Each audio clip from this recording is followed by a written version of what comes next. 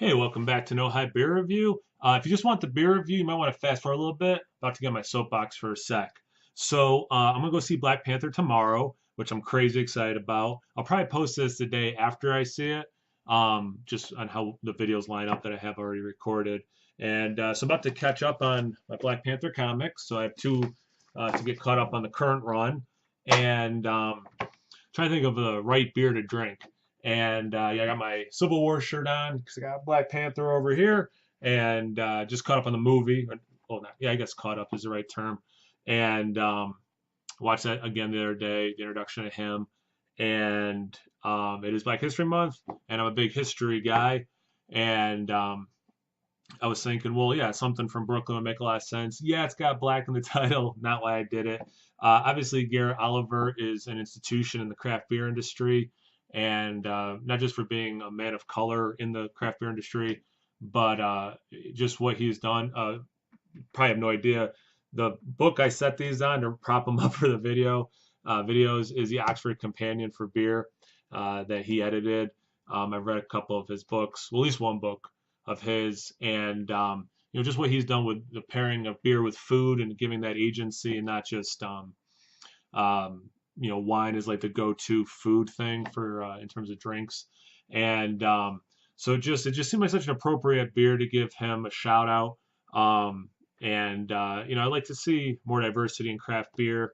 And Anthony from Beer Snobs United a couple weeks ago posted a video. It really bummed me out. I hadn't heard this brewery, but they were opening up, and it was a person of color and a gay person, and like someone broke in and graffitied and wrote some nasty stuff, and obviously that's extreme, but like my wife and children are people of color, and like when you're a white guy like me with a black woman going to a beer festival, like you really notice how much it lacks diversity. And I don't have all the answers on how to fix that, but just be cool, like just be chill to people, talk to people, everyone, just talk, like just be friendly to everyone, and that would include anyone who might be different than you.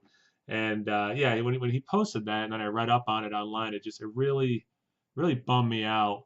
And Anyway, so I'm really excited for Black Panther, and I wanted this. I'm always about positivity, so just be good to each other. And if you watch my channel and you are a bigot, don't watch me. I have no time for you. All right, so time for the beer review. This is actually from 2013, so it's been aging for 5 years. I don't know when exactly in 2013. But let's pretend it was like February time, and it's exactly 5 years old. Um, it's a barrel aged stout, bourbon barrels, and they put it in here flat. They add champagne yeast, so it's all bottle conditioned. And I'm really excited. I like this beer with age on it. I don't think I've had one this old though. 5 years, that's a pretty decent amount of time. The ABV for this year, because they do vary, is 11.5% ABV. So yeah, really excited to sip this as I read my comics, catch up, get mentally and emotionally prepared for Black Panther. Went back and forth. It's my only Brooklyn glass, but it's not the right shape for a beer like this. So I thought maybe for the review I'd use this. I probably will switch to a snifter when I finish it off camera. Um, it was just too much. I really like having the proper glassware in terms of company. Can't tell they just washed this glass. Wow, that is sticky so much. That is an awful, awful wash job. I did not rinse that very well. That's a good spot where I can see through it, and I can't see through it. Pretty darn dark. Not a lot ahead. Relatively large bubbles, and they're going away fast. Yeah, they keep kind of getting bigger and popping. Let's get into the aroma. I get a little bit already.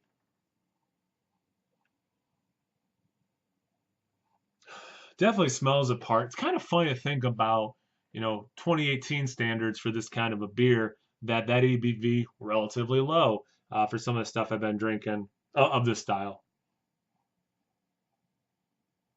A lot of chocolate, more milk chocolate than dark chocolate. Some nice roast, not overly coffee, which I was hoping for, but it definitely has a nice roast. Definitely vanilla from the barrel. I think it's 4 months in the barrel. Yeah, 4 months in bourbon barrels. Oak itself,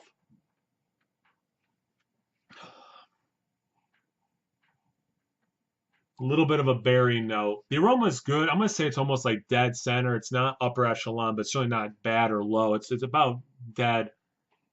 Yeah, about dead center. Let's get into the taste. Cheers.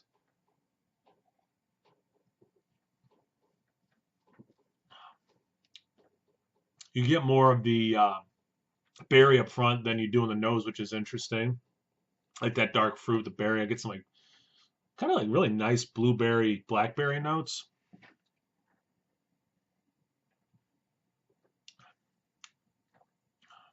Which goes well with the chocolate and the vanilla that's there. Not crazy sweet. This is probably like a really good dessert beer for people who like, because again, it has some milk chocolate taste, but for how dry it is, especially in the finish, it does come across as dark chocolate. So probably someone who doesn't like overly sweet.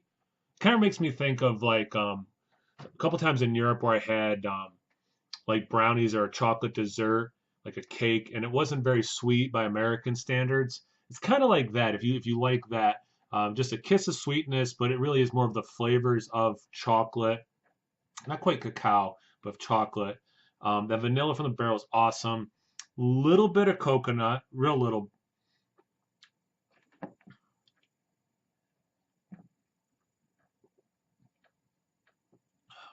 For the style, it's medium. It's not, I wouldn't go thin, but it's not rich, fudgy, thick mouth coating either. Kind of like the aroma. It's pretty middle average. In terms of alcohol burn, you get the slightest bit of alcohol in the finish again, where it's nice and drying. It does take you on a good ride. It's not gonna it's not gonna knock anyone's socks off. I don't think. Well, I shouldn't say anyone, but if you're like me and you drink a lot of this style, it's not gonna knock your socks off. It's like I said about Garrett Oliver earlier. It's an institution. It is arguably a very early take on this style. Um, so yeah, you have respect for that. Doing something different with the bottle conditioning with champagne yeast. So it's kind of like, yeah, you put it in the classic list, right? So it's good. You know, if they're kind of expensive, you feel like spending the money. I like it fresh. I might kind of prefer maybe only a couple years of age, take some of the alcohol burnout, but maybe not quite let the flavors melt too much because they are blending somewhat. Um, like you can pick them apart still, but they're kind of almost too interwoven, which is not a common thing I say or experience. But yeah, it's a cool beer. It is a good beer. I hope I'm not underselling it. It is a good beer. Just the price, availability, quality, what else is available. It's definitely like the aroma and the taste. It's definitely middle, not under, but not upper either. So classic, just like Brooklyn is as a brewery. Thanks for watching, guys. Check me out on Instagram and Untapped. No Hype beer reviews at both those places. As always, please like, comment, subscribe, and most importantly, imbibe. Cheers, everyone.